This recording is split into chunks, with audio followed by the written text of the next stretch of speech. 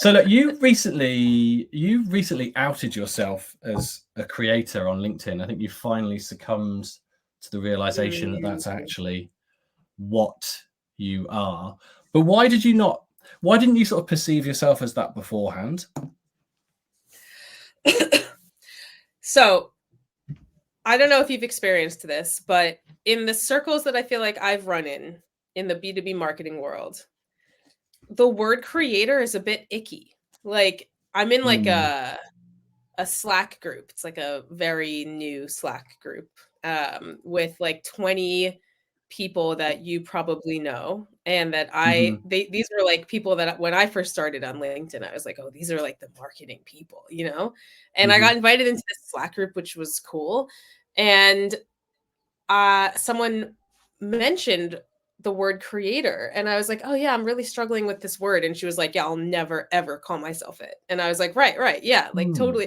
And it's just in this marketing world. I think there's potentially for people that have been on social for years now, when creators were just kind of up and coming, it's they probably feel like I did when I first started, when I looked at them and I was like, these people are like selling shit about writing or, really Mm. basic marketing stuff, and it's not very good. And they're like calling themselves creators, but they have no experience. They have no actual like, I don't know. They don't do the work. They just talk about the work and call themselves a creator, and that's totally a judgmental thing. Yeah. But Yeah. it's like when creatorism was new, I think there was a lot of that kind of clickbaity BS going around, and there still is. But Yeah. There's I still think loads. that in the past 4 years, like the word creator has, earned some respect as new things that get better do.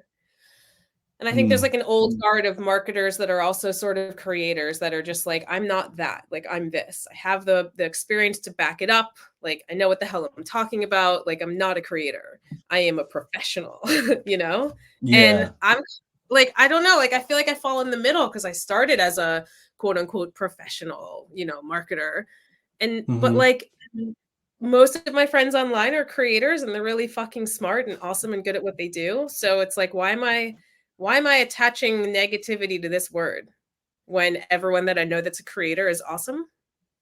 Yeah. So So it's interesting that you call out the B2B world versus, because obviously I share a quite similar career path to you. Like I was a head of content internally, yeah. was a professional and sort of found myself in this space. And I don't actually I don't consider myself a creator, but I am on social media creating content, sharing stuff that I'm doing. And Mhm. in my mind, I'm just establishing authority and building a brand slash platform. But I think there's sort of, is there a distinction between those things to you, or can you not do one without the other?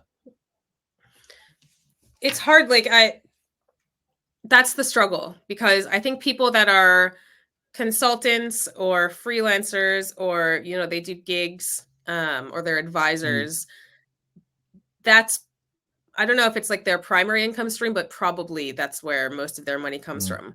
When I think of creators, like pure creators, like Kieran Drew, who's a friend of mine, like Hmm. he calls himself a creator. He was a dentist beforehand, so he doesn't come from this like marketing world. He's taught himself everything he knows about writing, and now he's like a kick-ass writer, and he's a good dude, and he sells courses, and he is a full-time creator. Like his income is because he is creating things or teaching people how to create things. Um, Mm. so, or like, and then there's like the Jay Klauses of the world who, he is a community builder, but he also Hmm. is a creator. He creates content all the time. He helps people create content. And then there's the people like me, like Caitlin Burgoyne, like you, like Brendan Hufford, like these Mm. marketing people that do both. Like you're a creator and that's one of your income streams, but you also have this other like kind of working with B2B businesses income professional services side of you. So Yeah. I think it's like a personal preference at this point. There's a fine line. Like everyone's sort of becoming a creator when they post online, aren't Yeah. they? Yeah, Sort I of. think so. And yeah, I think so. And I think that's why when you sort of outed yourself as a creator, it was a bit of I use that phrase, it's not what I mean, but like you kind of announced that you were embracing that. And it sort of triggered that sort of thought process in my mind as to that. That's interesting that you hadn't even factored that in, or as you just explained, actually you were almost kind of railing against it a little bit because of past sort of connotations and context that you'd attach to it. So Well, if you you Google, here. like sorry, I just one other thing on that. Like Mm, before I wrote that post, I Googled like why do people hate the word creator? Because I was trying to where it came from in myself. mm, And it's kind of everything I just said. It's like these professionals that think that it's just on YouTube every day or just posting on LinkedIn every day, that's not quote unquote like a real thing. And I think that is changing, and I'm glad it's changing because I mm. think I love being a creator. Yeah, you're very good at it. So like you're now sat. I did a little check before we started. Like close to, I think combined across Twitter, I refuse to call it X, and Mhm. LinkedIn, sort of close to 90,000. I think, and certainly north of 80,000 followers across those two things. Mhm. And that you now you sort of say on your LinkedIn profile that that's happened over the course of the last 2 years. So was this the goal, like in terms of elevating your platform or your brand and Mhm. sort of establishing an audience? Was that always part of what you wanted to do, or did you just start doing something and that's just a sort of byproduct? Yeah, no, God, no, no goals whatsoever. I was challenged to Okay, start good. posting. No, I was challenged by Tom Watley, the founder of Grizzle, in Hmm. 2021 to start posting because he was like, there's this thing called personal brands, and it can be really good for you and for the business. And Mm, it's a new way to get leads. And also you could get your profile, up. And I was like, oh, okay. hmm. Started it, hated it, quit right away. Absolutely Yeah, hated Twitter. I thought it was like where people go to die. yeah. Quit for a whole year, came back in almost a year, came back in 2022 and started on LinkedIn and liked it there. But no, I mean, my intention was to play and have fun and see where it took Hmm. me. And I'm really, really glad that there was like a zero pressure start because Hmm. I've always just then made it a priority to have fun. And the only reason why I'm there consistently and why I plan to stay there is because it's the one thing I do in my like writing life. Besides now my newsletter, which I also am obsessed with. Hmm. But it's totally for me. There's no pressure. I do it because I enjoy it. I write for me. I barely ever think about, like, oh, is this gonna get clients? Like it's in the back of my mind, of course, like the types of posts that you want to do, but it's not like the priority. The priority is, am I having fun? Does this feel good? Is it gonna help my Mm. audience? Like check all three boxes, cool. Let's post. Yeah, it's interesting you say like having fun and having no pressure. So I spoke to Tim Hansen for this a few weeks back, and Mhm. he accidentally paid for an annual subscription of Shield, so he didn't mean to, and he was like, "Well, I've got it, so I'm just going to post and learn." And he took all that pressure off of himself in terms of like thinking about. Obviously, he wanted to post value, like obviously, but he sort of took that pressure off of himself and just thought, like, I'm just gonna experiment. I'm gonna try things. I'm gonna learn. And approached it with this sort of zero pressure thing. And he's now, he's grown his brand on there, and the stuff that he doesn't post anywhere near as frequently as you, because you post every day, right? Mm, And he depends. posts a Most couple days. of times a week, maybe. Um, Yeah. did you always set out to write every day? Did you grow into that? So absolutely not. What happened was I was on LinkedIn. I was not posting every day. I went back on Twitter a few months later and I met Rob Lennon, who I assume you know Hmm. him. He's an AI Yeah. guy for people listening. He's like a really, really great, smart AI prompter, but he's also a writer and a marketer. And Mm, he started making jokes under my tweets. And I thought that was hilarious. So we were like joking back and forth for a while. And then he invited me into a Discord group that he had, that it was just like a tight circle of people that he was vibing with on Twitter. And doesn't exist anymore, that group, but he was like, let's do a 30-day thread challenge. And I was like, this sounds horrible. Let's do it. Like, why not? So I wrote a thread every day for 30 days, almost every day. There were a few days where I just could not do it.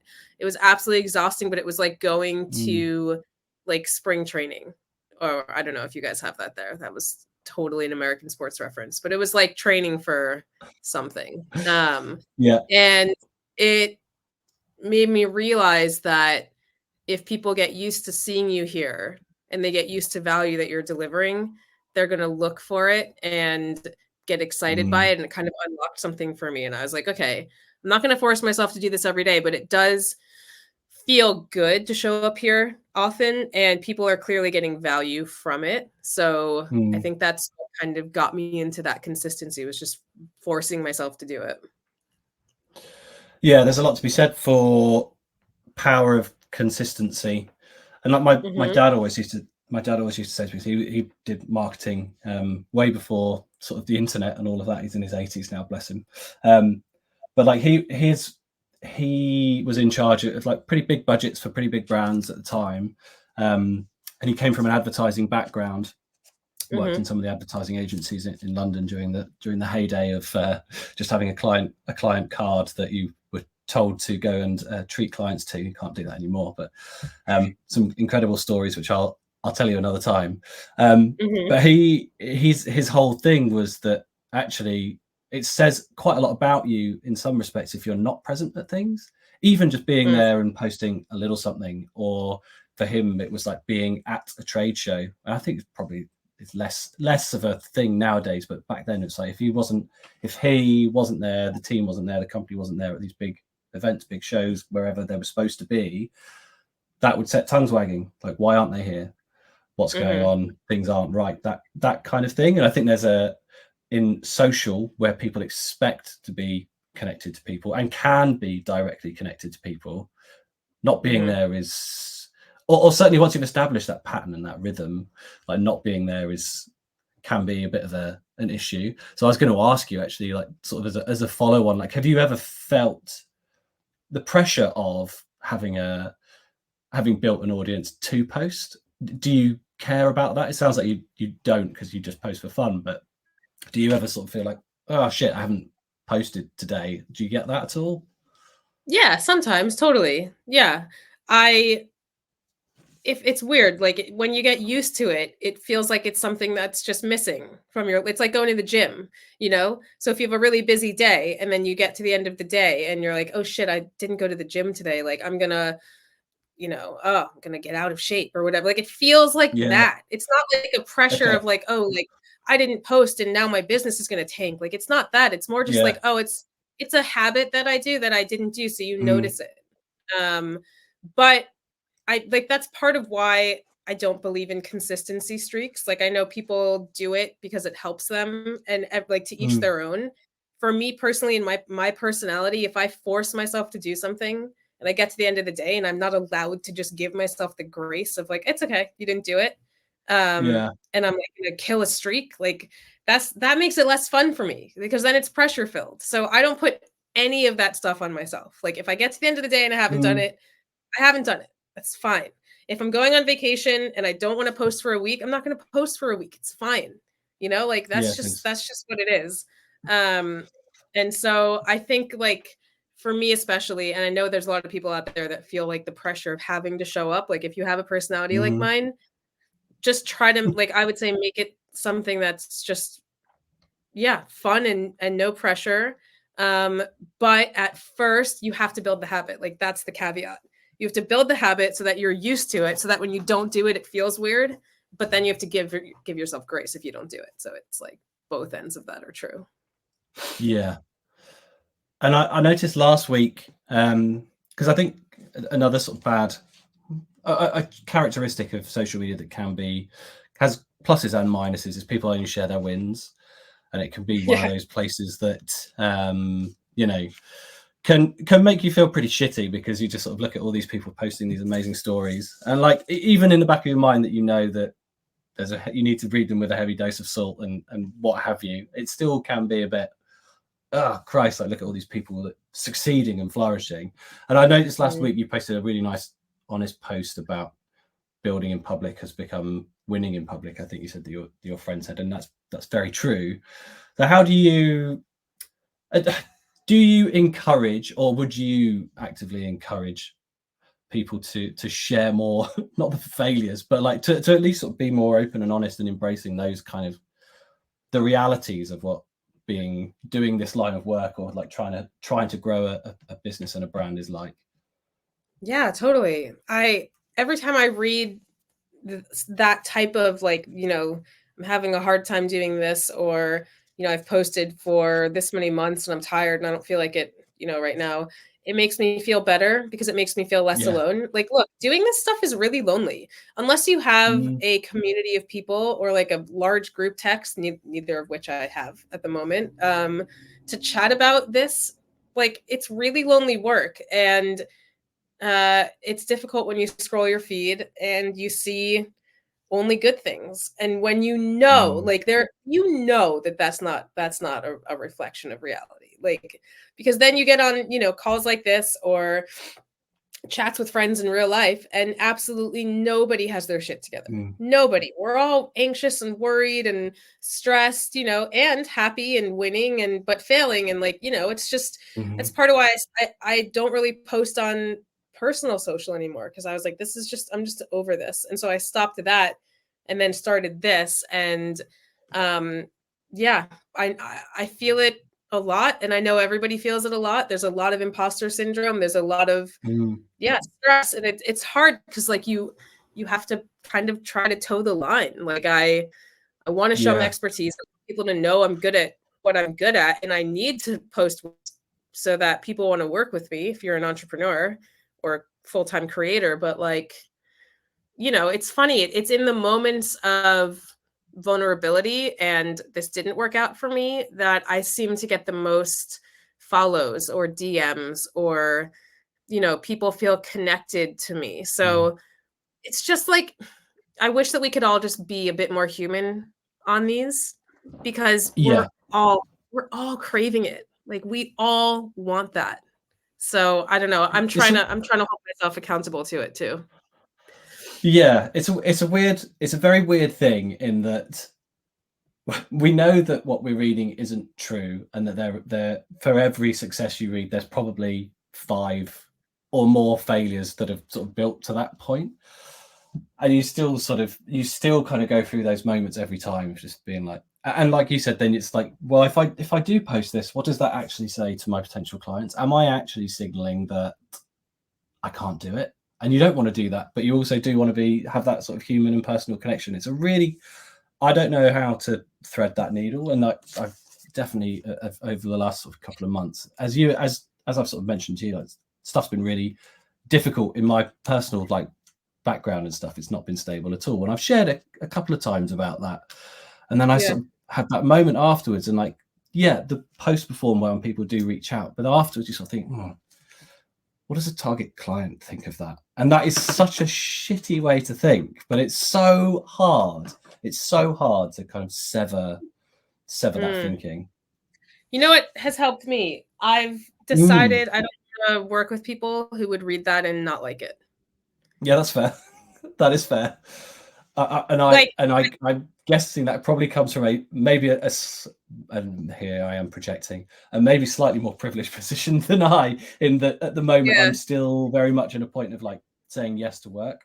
But that's a whole thing in itself. It's tough. Like, yes, that's a privileged position, sure. But at the same time, I think that there's plenty of people out there that work at companies that have money that aren't, the type of buttoned up, like, oh, this doesn't belong in the workplace, This isn't Facebook comments. Yeah, like I don't know. It's definitely a hard thing to break, and a lot of people really struggle with it. So I don't want to diminish that, but Yeah, I just can't, like, I'm not going to do my best work if I feel like pressured by someone.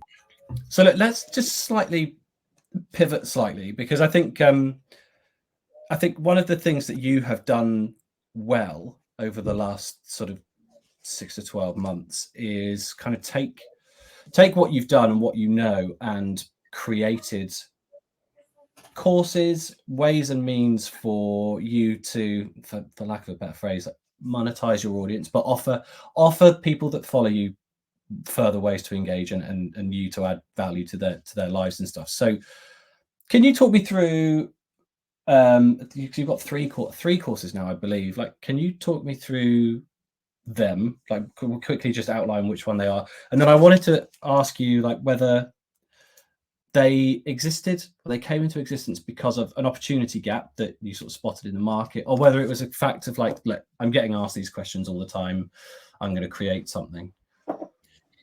Yeah, so all three of them were a mixture of both of those. So I felt like, to be completely honest, the three courses that you're referencing are Hooked on Writing Hooks, which helps you write hooks on social, Content Editing 101, which helps you become a better writer and a self-editor for any type of writing. But my specialties are blog writing and social, so those are the examples in it. And then Long to Short, which helps you get a bunch of ideas for social posts, or really ideas for any type of writing from like long writing that you've written already. So you pop it into an AI powered system. It helps you ask yourself a bunch of questions from a bunch of different angles, and then you get a bunch of fresh ways to talk about it. So the hooks one, to be completely honest, I saw a lot of bullshit on Twitter from those quote unquote creators back in 2022 that were very broy, which I think is another whole reason why people are like, I'm not a creator. I'm not a bro, you know, not a hustle bro. Yeah. But, you know, they all had like really, really, really basic writing advice. And I was reading it left, right, and center. And I was like, this is basic as hell. Like, it's not actually helpful. Like, I'm going to make a product based on principles and tactics so that you actually understand why this works, instead of just like, write this headline, like steal this template, which is all that I saw back then. Yeah. So Thankfully, they seem to have disappeared largely. Hopefully yeah. That's because of you. I don't see them as much. To play. It's really awesome. But I'm sure they're still around in one way or another. Yeah. But yeah, I made that, and it started out as an ebook. Then I turned it into a Notion, kind of like a long Notion book, and then it became AI powered with Rob. And so that was like a response situation. But then people said it was really helpful, which got my brain ticking. And I was like, okay, if the way that I explain things is helpful and people are saying it's better than the other courses they've taken, I've got a lot of shit in my head that I could totally get down on paper, which is then where Content Editing 101 came from, because I had already said a bunch of things about it in all these places, and it was just a matter of pulling it in. But also people were asking me for an editing course. So that was because of that. And then this third course was literally a gap that I noticed 2 weeks before I made the course. So like, that's how fast I move sometimes. I posted that it was crazy. So like quick. I posted on LinkedIn. Again, it's so funny, actually. Somebody said something that pissed me off, and I responded to it. So that's a strategy, apparently, for making money. Make things in response to things that piss you off. But yeah, someone said that social writing isn't real writing, and that real writing is long form writing only, essentially, and that social is just like joke writing. That's kind of what the guy said. So I responded and was like, this is bullshit, whatever. Then he blocked me. Happens all the time. Of course, yeah. So I posted, hey, yesterday I read this thing, and I think it's bullshit. I think both are really important. But as someone who started in long form, I actually like really understand that long form writers struggle on social and might get mad at social because they don't know how the hell to write on social. Like, there's a struggle, and so many comments, like 200 comments of people being like, I can write 2,000 words, but I go to social and I'm like, I don't know what to say. Yeah, so that's why Yeah. That's why I bought the course. Like, full disclaimer, like I'm a course. Oh, wow, what do you call it? A student. Right. Yeah. Well, I appreciate that. And so that's where this came from. So it's not a social writing course per se, although there are definitely a couple lessons in there that are designed to help you. But it's like you've got all this long form content, thousands upon thousands of words. You've got social ideas in them, and this helps you like bridge the gap and find those social ideas. So that was literally, someone pissed me off. I wrote about it. People said they have a problem, and I was like, I'm going to solve this. So, yeah. So obviously you've got the background and the experience to be in a position where you have a strong opinion on things. So what is actually your journey to? I don't think if I've actually asked you this question before, and like in our chats, like how have you gotten to where you are? Like I know you've done the head of content thing, and I know you've been a content writer, but have you always worked in copy and or content? Are you trained in like English language or whatever? Like, what's your actual story there?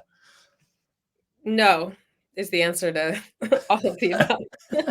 Okay. No. I've always been a writer in my mind though. So creative writing when I was 10 was my favorite class. We had not a class, it was 5th grade kindergarten. But nope, 5th grade and kindergarten are totally separate things. I got confused trying to go backwards. Translate. No, I'm trying to translate for you. It was grade 5 and I just got confused there. But we had a section in our class called creative writing where we had to write a bunch of stories. And I fell in love with it. And every time that I had to do creative writing in school, it was always my favorite thing. And so I've always been a quote unquote writer in my mind, but I never knew how to monetize that skill. I thought it was always just going to be something I did for fun on the side. So all of my 20s was just random jobs. I was a catering director at a local food chain. I was a project manager at an app startup. Then I went to Thailand to teach English for a few years. A few years. Yeah. I was there for 2 years. And that's where I had to, retake grammar in order to teach English. And I weirdly liked it because it was for, like 5 to 10-year-olds, not like the hard shit in yeah. I was like, oh, I understand this. It's for 5-year-olds. I can do this. So I started, grading their work. And then I was like, okay, this is like the most I've worked with words in a while, even though it's with 5-year-olds, but it's fun. And that gave me the idea that maybe I would enjoy editing. So because I was in Thailand and surrounded by digital nomads everywhere I turned, I found out about Upwork, which I'd never heard of before 2018. Created an account, started editing and writing for really random gigs and enjoyed it. And eventually that's how I actually found Grizzle through Upwork. And he was like, I did not expect anything to come from Upwork. So I'm really glad that I met you. And then I was in the marketing world from there. That's so interesting. Would you advocate for people to go on Upwork now? Because I'm guessing that was a few years ago. And I've heard such conflicting stories from people who use Upwork and or Fiverr. Are you an advocate, or would you? I mean, it was a good way to start. Like I had no personal brand.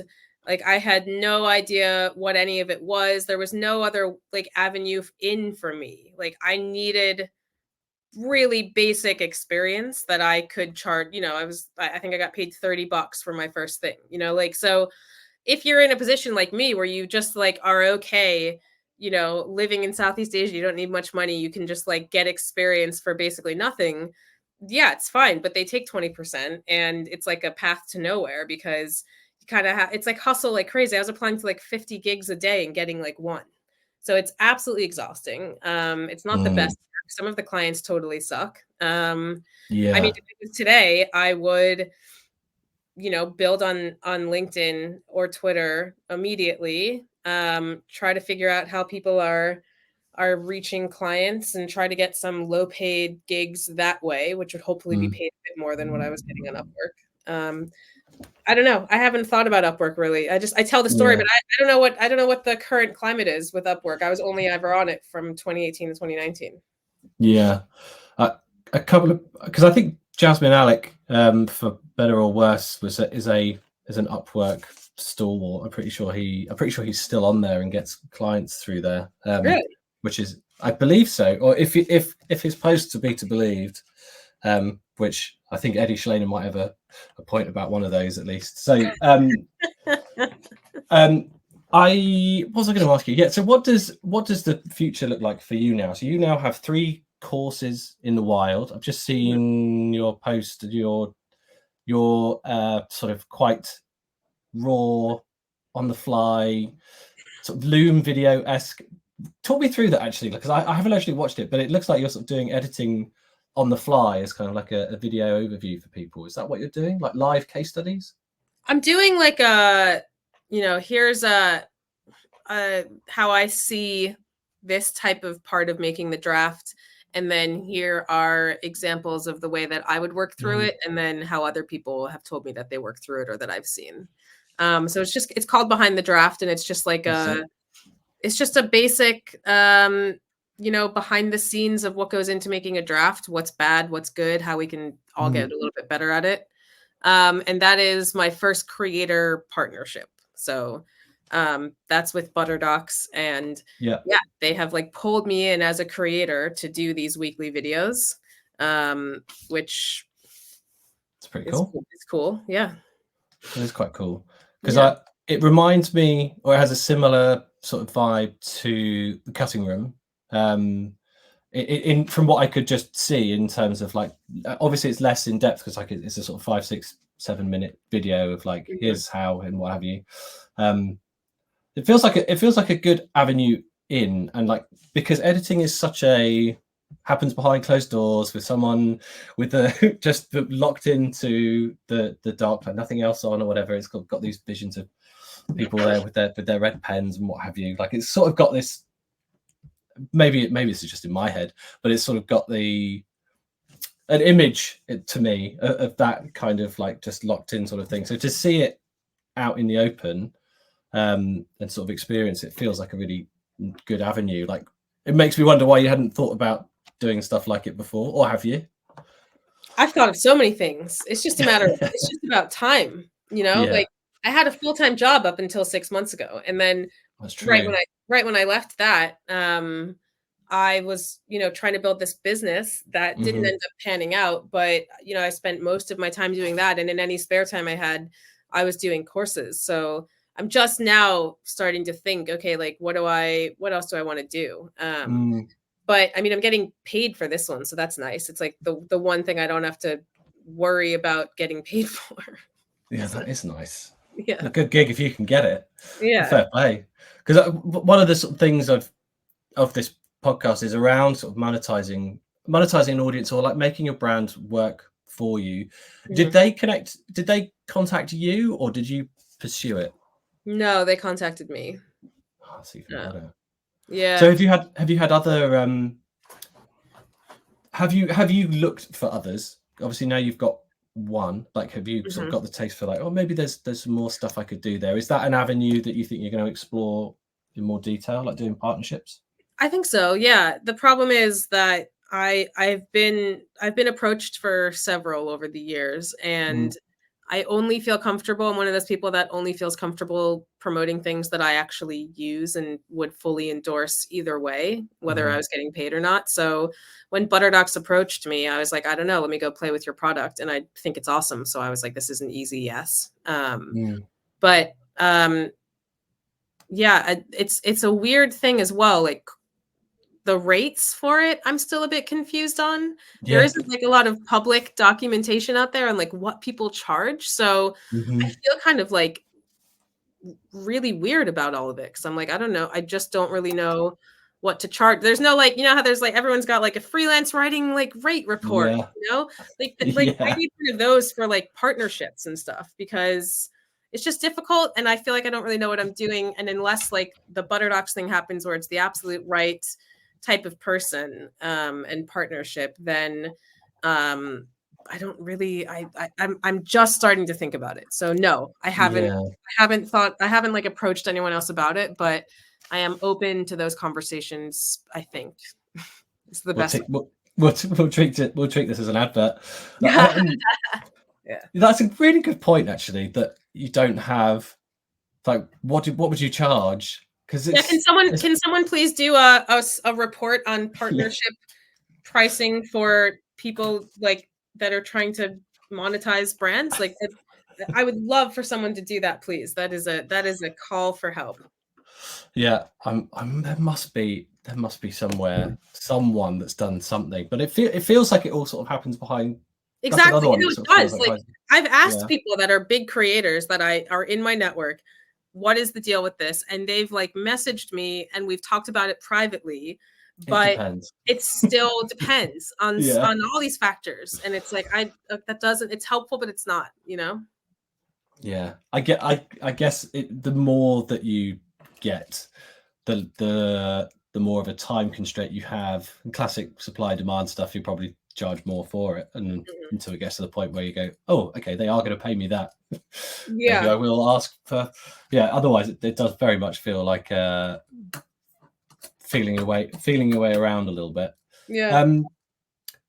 So what does the future look like for you? It sounds like the courses will be a sort of level of revenue and income, a little bit of a sort of sustained level. Because obviously going from a full-time gig and having that dependable income, Yeah. like you said, work like crazy to get these courses in place, and now getting some sponsored stuff coming in, it feels like you're in a place to sort of take your time, have a think.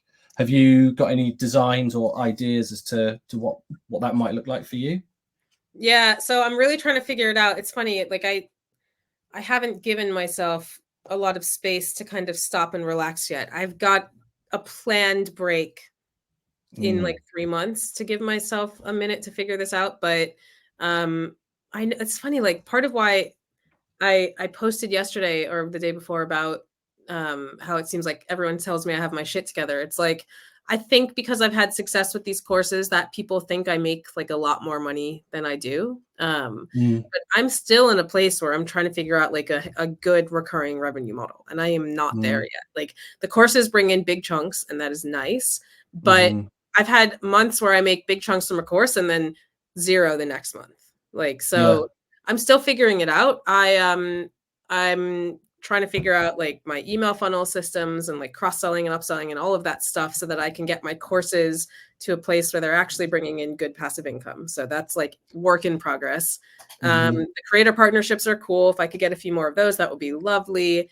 I've got a one-on-one social coaching business that I'm just starting to ramp up a bit. I don't advertise it that often because I'm trying to just work with only a few people at mhm. first.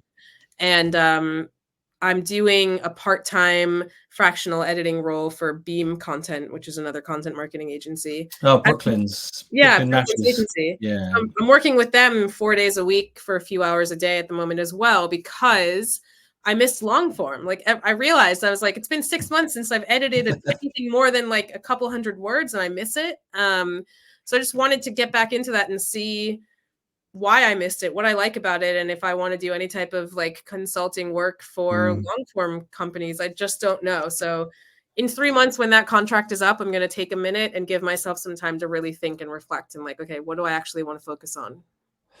That's a nice sort of thing. So what are you going to do when those 3 months are up? And I'm going to have to ask you about your platforms and stuff. But what have you got planned? Are you going away, or are you just literally just sat No, back I'm just and going to stop hustling so hard. I'm working like crazy right now. Like I feel like I'm working from like 9 a.m. to like putting the kids down around 7. Mhm, You know, I'll do like an hour or two beforehand with the kids, and then I feel like I mhm, sit on the couch with my computer, like there's a show on in the background, but I'm still like thinking and ideating and feeling, and I just feel like I'm in like go mode. And mhm. if I don't force myself to take a scheduled like month off from that in a couple months, then I'm gonna burn out. Like that's just what happens. So Yeah. I don't have any plans except to not hustle so hard for a second and just like see what comes to me and try to figure out what I want to focus on, because I just don't know at the moment. Yeah. It's an interesting place to be. Yeah. See what happens when you actively try and stop. Hmm. So I've stopped posting for a little bit for the last couple of weeks. I realized I come to the end of a 6-month website delivery project, like literally doing all the discovery, trying to drive alignment with a group of people that all have different ideas. It's a consultancy, so everybody has like a really valid opinion. Yeah. So that's been, and I hadn't realized just how much that had taken it out of me and how much it's sort of been on my mind. And I've sort of sent off the last sort of final page on Monday this week.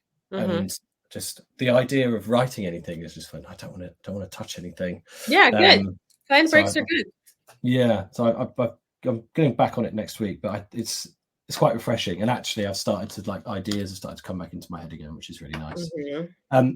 So look, you mentioned there, just as a sort of final question around cross-sell and upsell opportunities and sort of building a bit of an operation in the back end.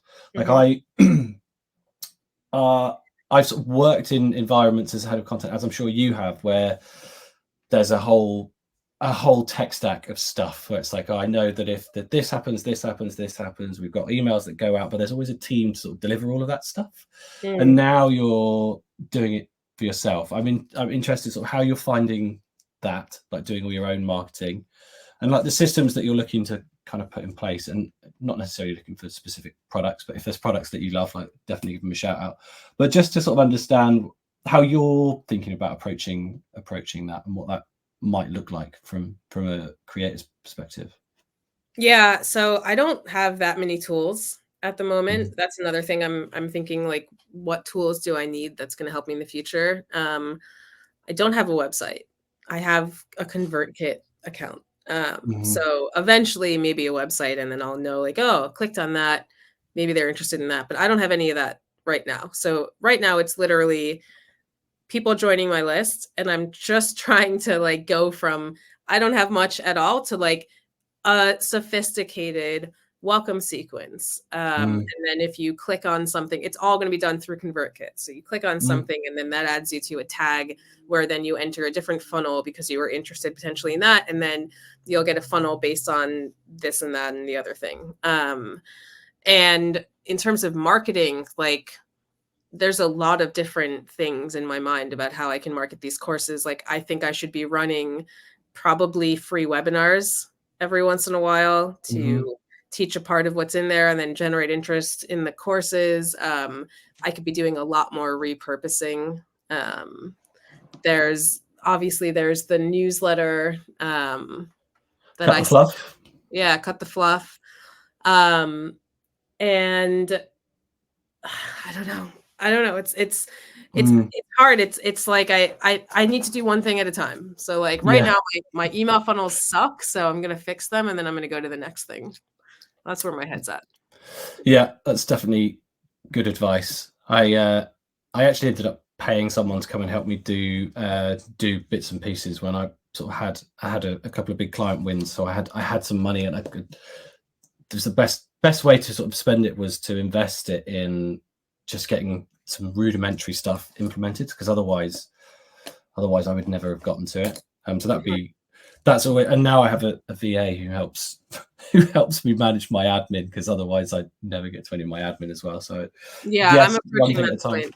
Yeah, definitely one thing at a time, and then B, as soon as you're in a position where you can outsource the stuff that is like, I have to get it done, but it's like really low value stuff to you as a creator, in terms of it takes you away from doing the stuff that you should be doing. Definitely invest in a VA. But I have no more questions. Is there anything else that you wanted to plug or share with us right now? An exclusive would be great. Some kind of last minute jaw dropper. No pressure. Jesus. No. Well, that's me. You should know me by now. There's absolutely zero pressure to any of this. I can't think of anything exclusive, honestly. No. I'm an open book. Everything I'm doing is for the world to know at the moment. I mean, I don't talk about this a lot, but like I'll probably do a community at some point, because I think I like the idea of it, but I don't know when or what it'll look like or who it'll be for. So that's as exclusive as that can get. I'll keep you posted. But yeah, the best place to find me is on LinkedIn. And then you can hop to my newsletter if you're interested in free writing and editing advice. And if you ever want to level that up, you can grab one of my courses, which Amazing. people really love. So that's really awesome. I'll put all the links in the show notes, so those are all available as well. But Erica, thank you for your time. I think I just heard one of your twins crying in the background. It sounds like you might be required elsewhere. So thank you very much. Really appreciate it. Yeah, thanks for having me on.